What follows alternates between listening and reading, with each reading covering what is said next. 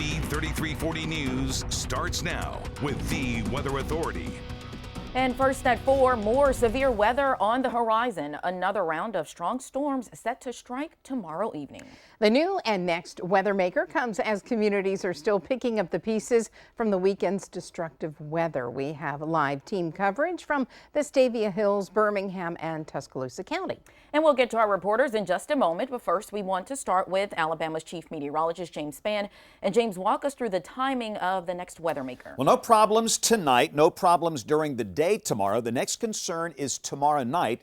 We have a level 3 out of 5 enhanced risk of severe storms from Birmingham and Interstate 59 north, a level 2 out of 5 risk down to Clanton. For north and northwest Alabama, the window from 5 until 9 p.m. tomorrow. For Birmingham, Tuscaloosa, Anniston, Gadsden, the window between 8 p.m. and 12 midnight. And then to the south, the window between 11 p.m. and 2 a.m. The storm should weaken as they drift south to Birmingham tomorrow. All modes of severe weather possible. We have the possibility of a few isolated tornadoes, damaging wind, and large hail. So this is tomorrow evening. You can see storms mainly north of Highway 278 at 6 o'clock. All of this will likely evolve into a line by tomorrow night, approaching Birmingham by 9 or 10 o'clock. And again, all modes of severe weather possible. Within this line, we could see damaging straight line wind, large hail, and the possibility of a few isolated tornadoes. Some of those might be strong. By definition, that's EF2 or higher, especially up here in northwest Alabama. More on the incoming system and the 7-day forecast all in minutes. Stay with us.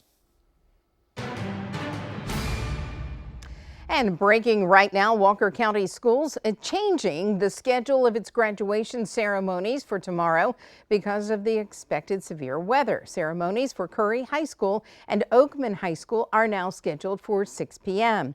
This change was made to give everyone time to leave the school campuses by 7. And that's not it. We have just learned some students in Vestavia Hills will be out of school for a second day in a row. Flooding and damage have disrupted operations at Vestavia Hills Elementary West. ABC 3340's Gracie Johnson joins us live from there right now, and where that cleanup effort is still underway. Gracie?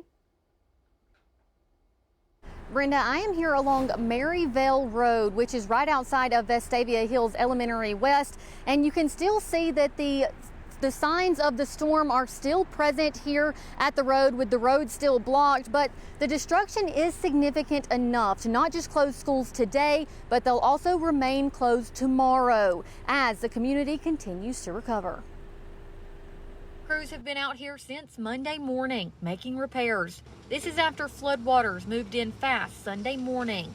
By the time the storms cleared, parts of Vestavia Hills Elementary West had taken on serious water damage. And while progress is being made by professional cleaning and restoration crews, school officials say the building simply isn't ready to welcome students safely.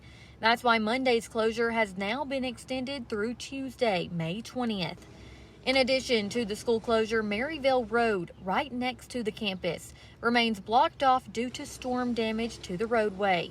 City crews have closed a portion of the road to traffic while repairs continue, and drivers are being asked to use alternate routes. The impact of the storm wasn't limited to Vestavia. Jefferson County EMA says there were over 120 reports of trees down across the Birmingham area, adding to a long list of cleanup priorities for first responders and utility crews. Vestavia parents are being asked to keep a close eye on their email for any updates and how they will handle the rest of the week. We will also continue to update you on air and online as soon as we learn more information. Live in Vestavia, Gracie Johnson, ABC 3340 News.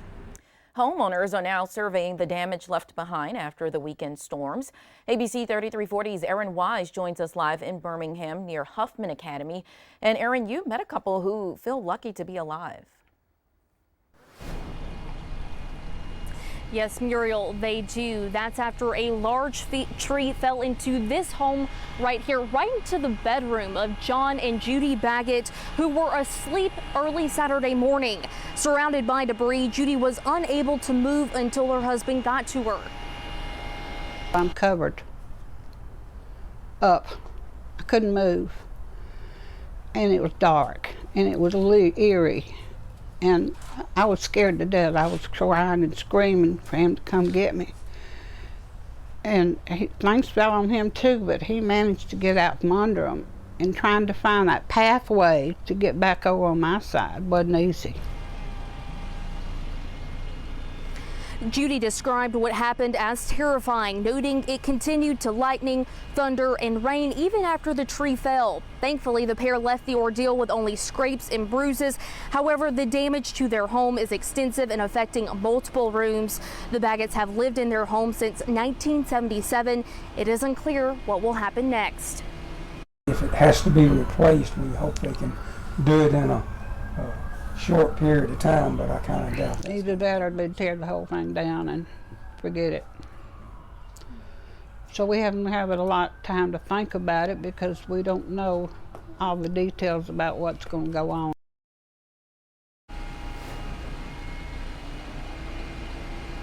A crew is here removing the tree right now. They've been here for a couple of hours already and still have a long way to go, just to give you all an idea how large this tree is. Live in Birmingham, Erin Wise, ABC 3340 News. The storms over the weekend also have families in Tuscaloosa County picking up the pieces ahead of tomorrow's severe weather. ABC 3340's Mary Barron continues our live team coverage from the impacted areas in Tuscaloosa County. Mary, how hard were they hit?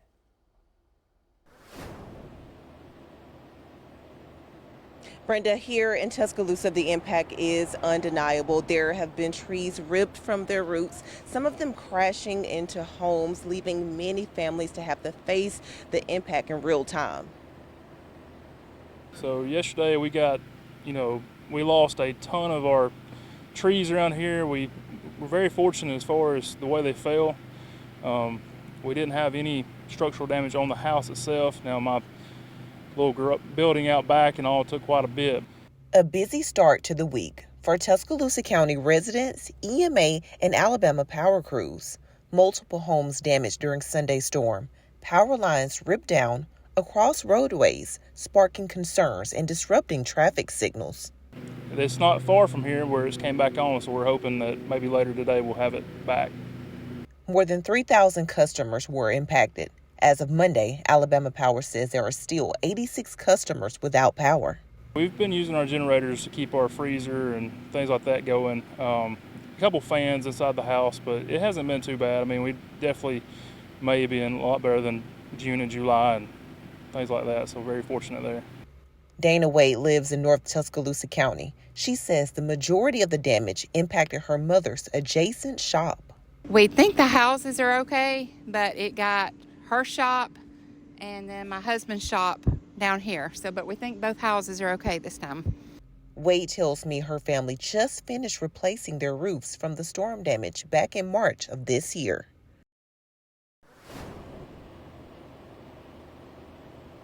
EMA Director Nick Lawley says as of today, there have been no reports of any injuries or fatalities. He says they have assessed more than 50 homes. He says a majority of those homes had structural damage. Live in Tuscaloosa County, Mary Barron, ABC 3340 News. Weather radios will be offline during the severe storms due to a scheduled update. Make sure you have our free weather app to get access to watches and warnings.